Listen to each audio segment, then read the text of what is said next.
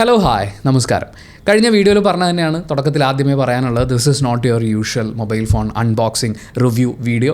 എനിക്കും unboxing video ഒക്കെ ഇങ്ങനെ ചെയ്യുന്ന സമയത്ത് മറ്റേ സ്റ്റിക്കറൊക്കെ പൊളിക്കുമ്പോൾ വരുന്ന സൗണ്ടും കാര്യങ്ങളൊക്കെ വെച്ച് നല്ല രസമായിട്ട് ചെയ്യണമെന്നുണ്ട്. പക്ഷേ ഞാൻ ഫ്ലിപ്കാർട്ടിൽ ഓർഡർ ചെയ്താണ് വരുത്തിയത്. അതുകൊണ്ട് തന്നെ ഓപ്പൺ ബോക്സ് ഡെലിവറി അവൻ ഓപ്പൺ ചെയ്ത് ഒക്കെ കാണിച്ച് കഴിഞ്ഞു. പിന്നെ ഇനി അൺബോക്സ് ചെയ്യാനൊന്നുമില്ല. അല്ലെങ്കിൽ ഞാൻ ആ പ്ലാസ്റ്റിക് പേപ്പറൊക്കെ വീണ്ടും ഒട്ടിച്ചിട്ട് നിങ്ങളെ കാണിക്കണം. എന്തിനാണ് അത്രയും കഷ്ടപ്പെടുന്നത്? അൺബോക്സ് ചെയ്താൽ എന്തൊക്കെ ശബ്ദം കേൾക്കും എന്നുള്ള കാര്യം നിങ്ങൾക്കറിയാമല്ലോ. ബോക്സിൽ എന്തുണ്ട് എന്നറിയുക എന്നുള്ളതാണല്ലോ പ്രധാനം. പിന്നെ ഫോണിൻ്റെ ഒരു ഫസ്റ്റ് ഇംപ്രഷൻ എന്താണ് എന്നുള്ളത് അറിയുക, അത്രയേ ഉള്ളൂ. അപ്പോൾ ഈ വിവോ X300 എന്ന് പറയുന്ന ഫോൺ, ഇത് ഞാൻ ജസ്റ്റ് ഒരു കടയിൽ പോയപ്പോൾ അവിടെ കുറേ ഫോൺ ഇരിപ്പുണ്ടായിരുന്നു. അതിൽ വിവോ X300 വന്ന സമയത്ത് അത് ജസ്റ്റ് ഒന്ന് എടുത്തു നോക്കി. എനിക്കതിൻ്റെ കയ്യിലിരിക്കുന്ന ഫീല് ഭയങ്കരമായിട്ട് ഇഷ്ടപ്പെട്ടു. അതിൻ്റെ പുറത്ത് കുറച്ചും കൂടി കോമ്പാക്റ്റ് ആയിട്ടുള്ള, ഞാൻ കഴിഞ്ഞ വീഡിയോയിൽ പറഞ്ഞ പോലെ തരക്കേടില്ലാത്ത ക്യാമറ വേണം, നല്ല ഡിസ്പ്ലേ ആയിരിക്കണം, അത്യാവശ്യം വീഡിയോ എടുക്കാനാണെങ്കിലും ഒന്ന് എഡിറ്റ് ചെയ്യാനാണെങ്കിലും ബുദ്ധിമുട്ടൊന്നും തരാത്ത കയ്യിൽ ഒതുങ്ങുന്ന ഒരു കോമ്പാക്റ്റ് ഫോൺ. എൻ്റെ കയ്യിലുണ്ടായിരുന്നത് S25 അൾട്രയാണ് സാംസങ്ങിൻ്റെ. അവിടുന്ന് സ്വിച്ച് ചെയ്യുന്ന സമയത്ത് എനിക്ക് എങ്ങനെ ഉണ്ടായിരുന്നു എന്നുള്ളൊരു ഫീലും, ഫോൺ ഒരൊറ്റ ദിവസം മാത്രം ഉപയോഗിച്ചതിൻ്റെ ഒരു ഫസ്റ്റ് ഇംപ്രഷൻ വീഡിയോ മാത്രമാണിത്. സോ ബോക്സിൽ എന്തൊക്കെയുണ്ടെന്ന് പറയാം. വിവോ X300 ബോക്സ് എൻ്റെ കയ്യിൽ കിട്ടിക്കഴിഞ്ഞപ്പോൾ, ഇതാണ് വിവോ X300 ബോക്സ്. എനിക്ക് സത്യത്തിൽ പറയാനുള്ളത്, വിവോ ഒരു മാന്യനാണ്. അതായത് 75,000 രൂപയാണ് ഇതിൻ്റെ ബേസ് വേരിയൻറ്റിൻ്റെ വില. എനിക്ക് ഓഫർ കിട്ടിയതെല്ലാം കഴിഞ്ഞിട്ട് 64,000 രൂപയാണ് ഫോണിന് ഞാൻ കൊടുക്കേണ്ടി വന്നത്.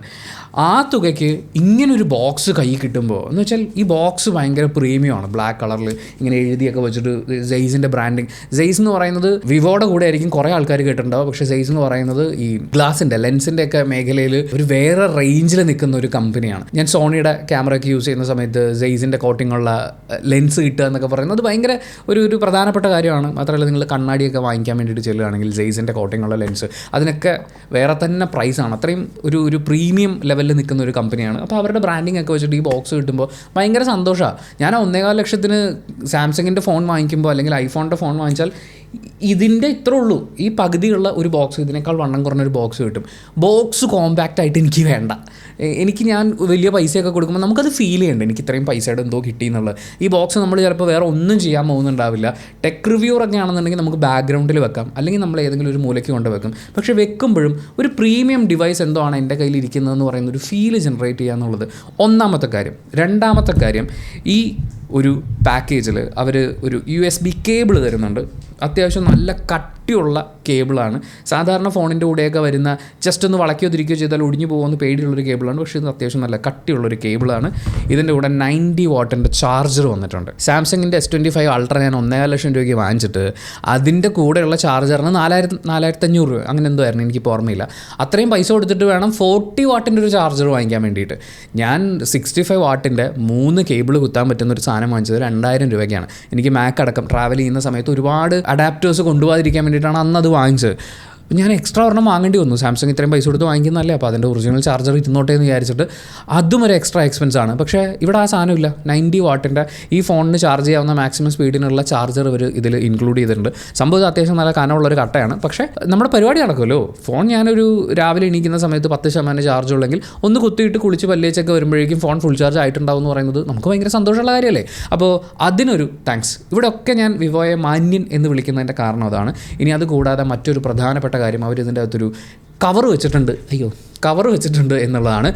ഇത് പല ഫോൺ കമ്പനിക്കാരും ചെയ്യില്ല. എൻ്റെ ഓർമ്മ ശരിയാണെങ്കിൽ പണ്ടൊക്കെ ചൈനീസ് ഫോൺസ് വാങ്ങിക്കുമ്പോൾ അതിൻ്റെ കൂടെയൊക്കെ ഒരു കേസ് വരാറുണ്ടായിരുന്നു. പിന്നീട് എവിടെയോ വെച്ച് അത് സ്റ്റക്കായിപ്പോയി. പക്ഷേ ഇപ്പോൾ ഇത് തിരിച്ചു വന്നിട്ടുണ്ട്.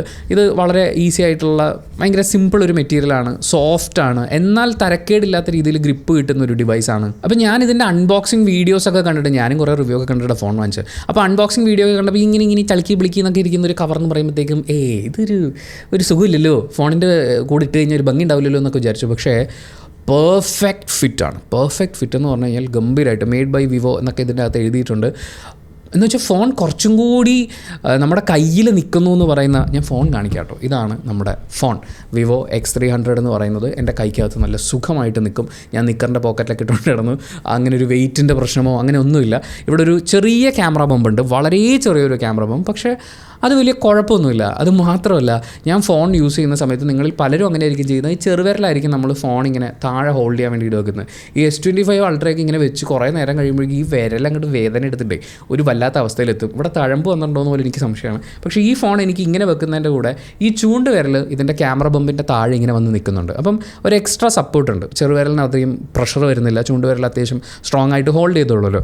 അതിൻ്റെ കൂടെ ഈ കവറും കൂടി ഇടുമ്പോൾ ഒന്ന് കവർ ഇടാൻ ഭയങ്കര എളുപ്പമാണ്. വളരെ ഈസി ആയിട്ട് കവർ കയറി നല്ല സ്മൂത്തായിട്ട് നിൽക്കുന്നു. ക്യാമറ ബമ്പിനേക്കാളും കുറച്ചും കൂടി മുകളിൽ. അപ്പം ഡയറക്റ്റ് ഇങ്ങനെ വന്ന് തട്ടി അങ്ങനെ ഒരു പ്രശ്നം ഉണ്ടാവില്ല. സ്ക്രീനിനും പ്രൊട്ടക്ഷൻ ഉണ്ട്. കയ്യിലിരിക്കുമ്പോൾ ആ പ്രീമിയം ഫീലിനൊരു കുറവ് വരുന്നില്ല. പക്ഷേ എൻ്റെ കൺസേൺ എന്ന് പറയുന്നത് ഈ ക്യാമറ മൊഡ്യൂൾ മൊത്തത്തിൽ അവരൊരു വലിയ ഗ്ലാസ്സാണ് ഒട്ടിച്ചിരിക്കുന്നത്. 1-2 റിവ്യൂസിൽ കണ്ടു ഇതിൻ്റെ പുറത്ത് സ്ക്രാച്ച് ആവുന്നുണ്ടെന്നുള്ളത്. എനിക്കതിന് താല്പര്യമില്ല. എൻ്റെ കയ്യിലിരിക്കുന്ന ക്യാമറയുടെ ലെൻസിനെ കുറിച്ച് ഞാൻ ഭയങ്കര കൺസേൺഡാണ്. സ്ക്രീനിൽ സ്ക്രാച്ച് ആയാലും നമുക്ക് വലിയ കുഴപ്പമൊന്നുമില്ല. പക്ഷേ ക്യാമറ നന്നായിട്ട് യൂസ് ചെയ്യാൻ വേണ്ടിയിട്ട് നമ്മളൊരു ഫോൺ വാങ്ങിക്കുന്ന സമയത്ത് അതിൻ്റെ സ്ക്രീനിൽ സ്ക്രാച്ച് വന്നു കഴിഞ്ഞാൽ പ്രശ്നമാണ്. അതുകൊണ്ട് ഞാൻ വേറൊരു കേസ് വാങ്ങിച്ചു. ജസ്റ്റ് അതൊന്ന് ഇൻട്രൊഡ്യൂസ് ചെയ്യാം. ഇതാണ് ആ കേസ്. ആമസോൺ സൈറ്റിൽ നിന്ന് കിട്ടിയതാണ്. നിൽക്കിൻ എന്ന് പറയുന്ന ഒരു ബ്രാൻഡിൻ്റെ കേസ് വിവോ X300 നമ്മുടെ ഫ്ലിപ്കാർട്ടിൽ കിടപ്പുണ്ട്. 2000 രൂപ എന്തോ ആണ്. പക്ഷേ അത്രയും പൈസയ്ക്ക് കൊടുക്കുന്ന അതേ സാധനം നമുക്ക് ഇതിൽ കിട്ടുന്നുണ്ടല്ലോ എന്ന് വിചാരിച്ച് ഇത് ഏതാണ്ട് 500 രൂപ അങ്ങനെ എന്തോ ഉള്ളൂ. ഞാനിതിൻ്റെ ലിങ്ക് ഡിസ്ക്രിപ്ഷനിൽ കൊടുക്കാം. നിങ്ങൾക്ക് വിവോ X300 ഉണ്ടെങ്കിൽ ഒന്ന് ചെക്ക് ചെയ്ത് നോക്കാവുന്ന കവറിനെ ഞാൻ ഇതിനെക്കുറിച്ച് പറയുള്ളൂ. ഇതിൻ്റെ അഡ്വാൻറ്റേജ് എന്താണെന്ന് വെച്ച് കഴിഞ്ഞാൽ ഇത് ഇട്ട് കഴിയുമ്പോൾ മറ്റേ കവറിനേക്കാളും കുറച്ചും കൂടി സ്ട്രോങ് ആണ്, കട്ടിയുണ്ട്. അതുകൊണ്ട് തന്നെ കുറച്ചും കൂടി സൈസ് കൂടിയ പോലത്തെ ഒരു ഫീലുണ്ട്. എനിക്ക് അതിനോട് വലിയ താല്പര്യമില്ല. ബട്ട് സ്റ്റിൽ ഇതിൻ്റെ അഡ്വാൻറ്റേജ് എന്താണെന്ന് വെച്ചാൽ ക്യാമറയിൽ ആ കറക്റ്റ് ഹോൾ ഒഴിച്ച് ബാക്കി എല്ലാ ഭാഗവും ഇത് കവർ ചെയ്യുന്നുണ്ട്. അപ്പോൾ എന്താണെന്ന് വെച്ചാൽ നമ്മളൊരു ഡെസ്കിൻ്റെ പുറത്തേക്ക് വെക്കുമ്പോൾ ഇങ്ങനെ സൈഡ് തട്ടിയിട്ട് വരാൻ സാധ്യതയുള്ള ചില സ്ക്രാച്ചുകൾ അത് ഉറപ്പായിട്ടും ഇപ്പോൾ ഇവിടെ പ്രസ് ചെയ്ത് കഴിഞ്ഞാൽ ഡയറക്റ്റായിട്ട് എന്തായാലും ടച്ച് ചെയ്യില്ല. പക്ഷേ പ്രസ് ചെയ്ത് കഴിഞ്ഞ് കഴിഞ്ഞാൽ ഇതിൻ്റെ ഗ്ലാസ് മേശയിലൊക്കെ വരഞ്ഞ് അങ്ങനെ സ്ക്രാച്ച് വരാൻ ചാൻസ് ഉണ്ട്. ഇത് ആ ഒരു ചാൻസ് മാക്സിമം കുറയ്ക്കുന്ന രീതിയിലാണ്. മാത്രമല്ല ഈ ക്യാമറ ബമ്പ് കുറച്ചും കൂടി പുറത്തേക്ക് പുഷ് ചെയ്തിട്ടാണ് ഇവർ സെറ്റ് ചെയ്തിരിക്കുന്നത്. അപ്പോൾ എനിക്ക് ഈ ഒരു ഒറ്റ വിരലിൽ ഈ സാധനം തെന്നി പോകാതെ ഇങ്ങനെ ഹോൾഡ് ചെയ്യാൻ പറ്റുന്നു എന്ന് പറയുന്നത് അതെനിക്ക് ഭയങ്കര രസമുള്ളൊരു കാര്യമായിട്ട് തോന്നി. എന്തായാലും കുറച്ച് നാൾ വാങ്ങിച്ചൊരു സന്തോഷത്തിൽ സെയ്സിൻ്റെ ബ്രാൻഡിങ് ഒക്കെ കാണാൻ പറ്റുന്ന രീതിയിലുള്ള കവറാണ്. നിങ്ങൾക്കിത് കാണാൻ പറ്റുന്നുണ്ടെന്നാണ് ഞാൻ വിശ്വസിക്കുന്നത്. അപ്പം കുറച്ച് നാൾ എന്തായാലും ഞാൻ ഈ കവർ യൂസ് ചെയ്യും. പക്ഷേ എനിക്ക് ഈ കവർ ഇഷ്ടപ്പെട്ടു. ഇതാ ഞാൻ പറഞ്ഞത്, വിവോ ഒരു മാന്യനാണ്. അത്യാവശ്യം നമുക്ക് വേണ്ടുന്ന സാധനങ്ങളെല്ലാം ഈ പറയുന്ന ഒരു പാക്കേജിനകത്ത് അവർ ഉൾക്കൊള്ളിച്ച് കൊണ്ടുവന്നിട്ടുണ്ട്. നമുക്ക് ഒന്നും തന്നെ എക്സ്ട്രാ വാങ്ങേണ്ടതില്ല. നിങ്ങളൊരു കണ്ടൻറ് ക്രിയേറ്റർ ആണെങ്കിൽ ചിലപ്പോൾ മൈക്കും ലൈറ്റും വാങ്ങേണ്ടി വരും. അതിപ്പോൾ ഏത് ഫോൺ വാങ്ങിച്ചാലും വാങ്ങിക്കേണ്ടി വരും. പക്ഷേ ഒരു ഫോൺ യൂസ് ചെയ്യുന്ന ഒരാൾക്ക് ഫോണിൻ്റെ കൂടെ എന്തൊക്കെ വേണോ അത് മുഴുവൻ അവർ തരുന്നുണ്ട്. ഇനി കുറച്ച് നേരം മാത്രം എന്ന് വെച്ചാൽ 24 മണിക്കൂറാണ് എൻ്റെ കയ്യിൽ ഇരുന്നത്. അതിലൊരു 8 മണിക്കൂർ ഞാൻ ഉറങ്ങിപ്പോയിട്ടുണ്ട്. അപ്പോൾ അതെല്ലാം കഴിഞ്ഞിട്ടുള്ള ഇതിൻ്റെ ഒരു പരിപാടി പറയാനാണെങ്കിൽ എൻ്റെ കയ്യിൽ കിട്ടുമ്പോൾ ഏതാണ്ട് 40% കണ്ടാണ് ചാർജ് നമ്മൾ ഫസ്റ്റ് ഓൺ ചെയ്യുമ്പോൾ. അവിടെ നിന്നുകൊണ്ട് സാംസങ്ങിലുള്ള മുഴുവൻ ഡാറ്റയും ഇതിലേക്ക് കോപ്പി ചെയ്ത് ആപ്പുകളൊക്കെ ഇൻസ്റ്റാൾ ചെയ്ത് എല്ലാം കഴിഞ്ഞ് ഞാൻ എല്ലാ സാധനങ്ങളും ലോഗിൻ ചെയ്ത് കഴിഞ്ഞപ്പോൾ 8% ബാറ്ററി. അത് കഴിഞ്ഞിട്ടാണ് ഞാനിത് കുത്തിയിട്ടത്. അതിനിടയിൽ ക്യാമറ ടെസ്റ്റ് ചെയ്തു, ഫോട്ടോ ഒക്കെ എടുത്ത് നോക്കി. എല്ലാത്തിലും ഞാൻ ഭയങ്കര സാറ്റിസ്ഫൈഡ് ആണ്. പക്ഷേ ഈ ഫോട്ടോ എടുത്തൊക്കെ എൻ്റെ പേഴ്സണൽ സ്പേസിലാണ് എന്നുള്ളതുകൊണ്ട് ഇപ്പോൾ വീഡിയോയിൽ അത് ഉൾപ്പെടുത്തുന്നില്ല. പക്ഷേ നല്ല കുറച്ച് ഫോട്ടോസും സാമ്പിളും വീഡിയോ ഒക്കെ ഉൾപ്പെടുത്തിക്കൊണ്ട് നമുക്കൊരു ഡീറ്റെയിൽഡ് വീഡിയോ ചെയ്യാം. അങ്ങനെ ചെയ്യണം എന്നാണ് ഞാൻ വിചാരിക്കുന്നത്. ഇനിഷ്യൽ ഇംപ്രഷൻ പറയാനാണെങ്കിൽ ബാറ്ററി ബാക്കപ്പ് ഗംഭീരമാണ്. കാര്യം സെറ്റപ്പ് ചെയ്യുക എന്ന് പറയുന്നത്, ഫോൺ സെറ്റപ്പ് ചെയ്യുക എന്ന് പറയുന്നത് ഒരുപാട് ബാറ്ററി കൺസ്യൂം ചെയ്യുന്ന നല്ലോണം ഹീറ്റ് ആവേണ്ട ഒരു പ്രോസസ്സാണ്. പക്ഷേ എനിക്ക് ഭയങ്കര ഹീറ്റിംഗ് പ്രശ്നം തോന്നിയിട്ടില്ല. അങ്ങനൊരു ബാറ്ററി ഭയങ്കരമായിട്ട് ഡ്രെയിൻ ചെയ്ത പോലെ തോന്നിയില്ല. നല്ലോണം നിന്ന് പോയിട്ടുണ്ടായിരുന്നു. ഏറ്റവും പ്രധാനപ്പെട്ടത് ഇതിൻ്റെ ക്യാമറ തന്നെയാണ്. എല്ലാവരും അറിയാൻ കാത്തിരിക്കുന്നതും അത് തന്നെയായിരിക്കും. ഇതിൻ്റെ ക്യാമറ ഭയങ്കര എക്സൈറ്റിംഗ് ആണ്. അതായത് ഐഫോണിൻ്റെ ക്യാമറ നമ്മൾ ഓപ്പൺ ചെയ്താൽ, സാംസങ്ങിൻ്റെ ക്യാമറ നമ്മൾ ഓപ്പൺ ചെയ്താൽ നമുക്കറിയാം ഇതാണ് ഇന്നതാണ് ഇത്ര ലെവലിലൊക്കെയാണ് കിട്ടുന്നത്.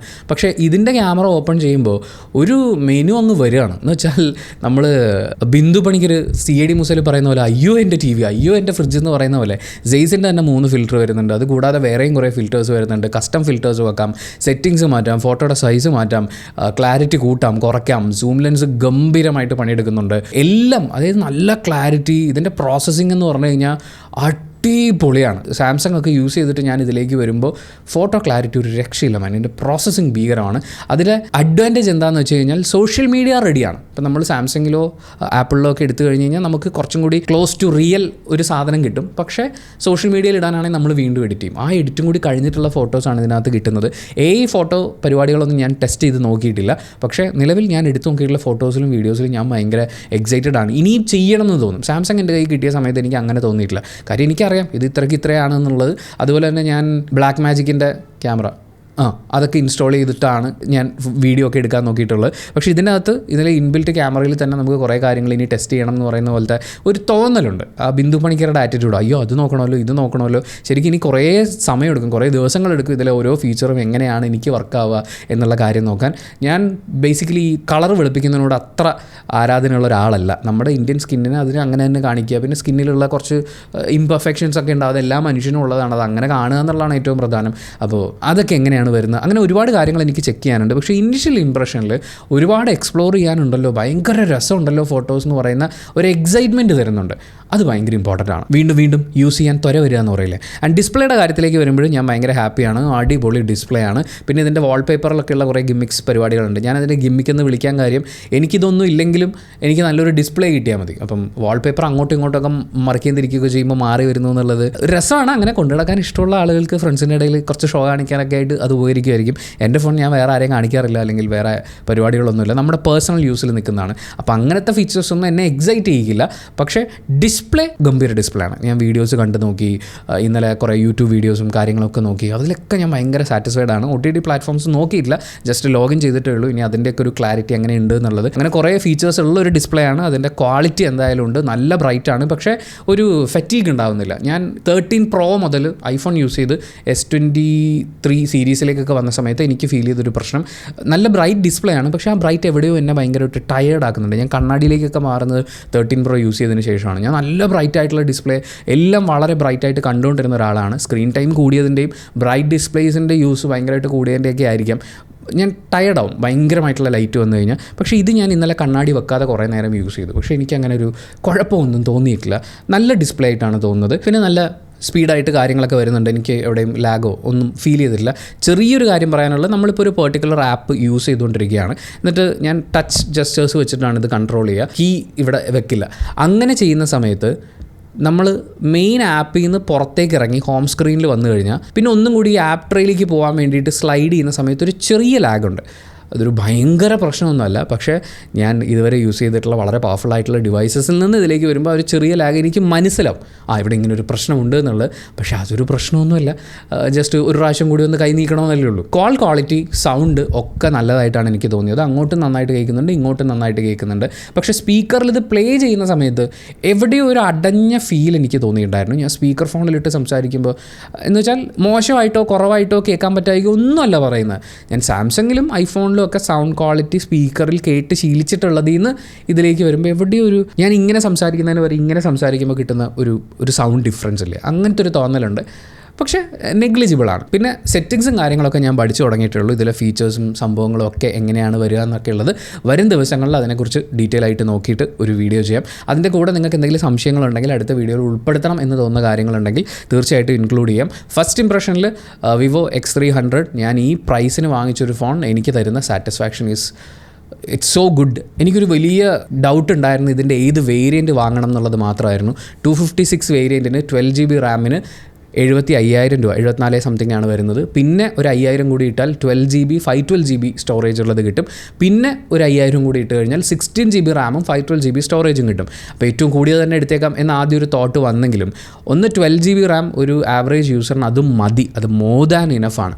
ഇപ്പോൾ പോലും ഇതിൻ്റെ അകത്ത് 12GB റാമും പിന്നെ എക്സ്റ്റൻഡഡ് 12GB റാം സ്റ്റോറേജിൽ നിന്നും കൂടി എടുത്തിട്ടുണ്ട്. അത് രണ്ടും കൂടി വെക്കുമ്പോഴും 6GB പോലും ഞാൻ യൂസ് ചെയ്യുന്നില്ല. ഇത്രയും സോഷ്യൽ മീഡിയ ആപ്പുകളും OTT പ്ലാറ്റ്ഫോംസും എല്ലാം പാരലലി ഓപ്പൺ ആക്കി ഇട്ടിട്ടും എനിക്ക് 6GB കൂടുതൽ ഇവർ റാം എടുക്കുന്നില്ല. ഇനി അതിൽ കൂടുതൽ എടുത്താലും കുഴപ്പമൊന്നുമില്ല. പക്ഷേ 16GB റാമിലേക്ക് അപ്ഗ്രേഡ് ചെയ്യാൻ മാത്രമുള്ള അത്രയും ഹെവി ടാസ്ക് അല്ലെങ്കിൽ അങ്ങനെ ഒരു ഹെവി സംഭവം റാമിൽ സ്റ്റോർ ചെയ്ത് വെക്കേണ്ട ആവശ്യം എനിക്കില്ലാത്തത് കൊണ്ട് അതിലേക്ക് പോയില്ല. ഇനി 512GB റാമിലേക്ക് പോകുന്ന സമയത്ത് ആലോചിച്ചത് ഇതിൻ്റെ USB 3.1 ആണെന്ന് തോന്നുന്നു. അപ്പോൾ എന്തായാലും നമുക്കൊരു SSD ഡയറക്റ്റ് കണക്ട് ചെയ്യാൻ പറ്റും. നിങ്ങളൊരു 1TB SSD വാങ്ങിച്ചു കഴിഞ്ഞാൽ നമുക്ക് ഓഫറുള്ള സമയത്ത് നോക്കി ഒരു 10-12 രൂപയ്ക്ക് കിട്ടും. അങ്ങനെ ഒരു 1TB SSD ഇതിൽ കണക്ട് ചെയ്ത് കഴിഞ്ഞാൽ നിങ്ങൾക്കത് സിസ്റ്റത്തിലും യൂസ് ചെയ്യാം, ഫോണിലും യൂസ് ചെയ്യാം.